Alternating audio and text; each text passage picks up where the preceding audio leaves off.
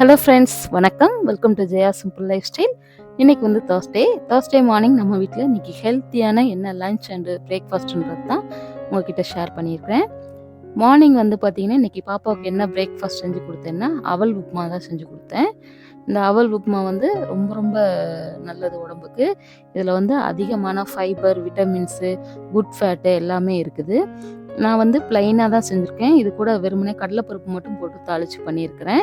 நீங்கள் வந்து peanuts, vegetables எல்லாமே சேர்த்து பண்ணும்போது இன்னும் நல்லா ஹெல்த்தியாக இருக்கும். வெயிட் லாஸ் பண்ணுறவங்களுக்கு இது சூப்பரான ஒரு பிரேக்ஃபாஸ்ட்டு. அவல் உப்புமா கூடவே ஸ்நாக்ஸுக்கு வந்து ப்ரோட்டீனுக்காக கொஞ்சமாக ஒயிட் சன்னா இதையும் பாயில் பண்ணி அப்படியே கொடுத்துருக்குறேன். இதை தாளிக்கலாம் இல்லை, வெறுமனே தான் பாயில் பண்ணி உப்பு போட்டு பாயில் பண்ணி கொடுத்துருக்குறேன். அப்புறம் இது என்னென்னு பார்த்தீங்கன்னா, எனக்கும் ஹஸ்பண்டுக்கும் டீ போட்டு வச்சுருக்கிறேன். மார்னிங் பிரேக்ஃபாஸ்ட் வந்து சன்னாவும் அவலும் தான். அப்புறம் வந்து லஞ்ச் வேலையை ஸ்டார்ட் பண்ணி அதையும் முடிச்சு வச்சுட்டேன்.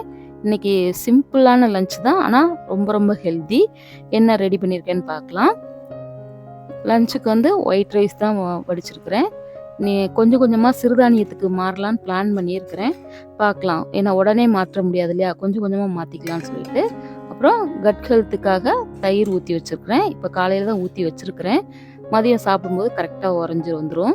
அப்புறம் கொஞ்சமாக குக்கும்பர் தோலை சீவிட்டு ரவுண்ட் ரவுண்டாக கட் பண்ணி வச்சுருக்கிறேன் சாலடுக்காக.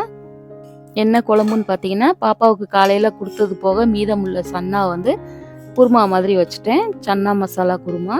இது வந்து சப்பாத்திக்கு, இட்லி, தோசை, ரைஸுக்கு எல்லாத்துக்குமே செம்ம சூப்பராக இருக்கும் டேஸ்ட்டு.